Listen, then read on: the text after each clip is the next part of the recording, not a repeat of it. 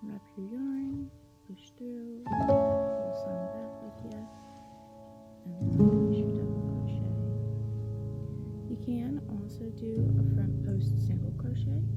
It gets a little tight for my preference, but I've seen it done really nicely to create the effect of the braids being hot glued to the edge of like wedge sandals.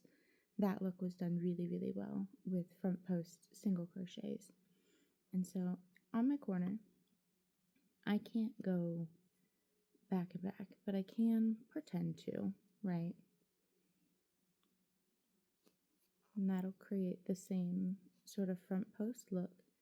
But because I need to increase at the start and stop of every row, I'm just going to add a regular second double crochet right there. And so that's how you end your front post row. And then turning around, I'm going to make my chain 2 and then wrap and come back. I don't know, I like to have that prepped before I put my hook in, before I go turn, and I feel like it twists less. So I am just going to double back into that space I made and then let my work spin around on the hook. Create my double crochet, and then what you're looking at is the back post only side.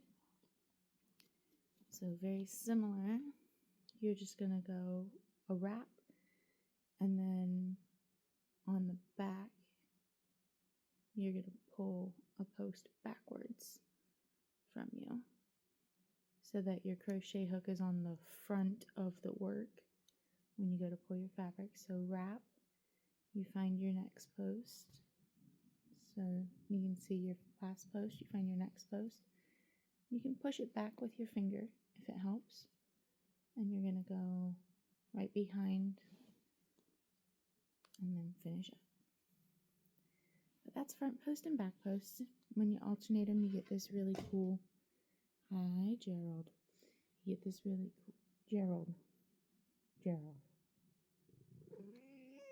I gave you breakfast. You're not going outside. Come on, scoot. My good sir. Please. You get this cool vertical ribbing, and you get this very plush sort of stitch. But also on the back, it makes a horizontal ribbing, which I think is really nice. But yeah, it's a stitch I always forget about, and it's a stitch I really love the look and feel of. So hopefully you just learned something new too.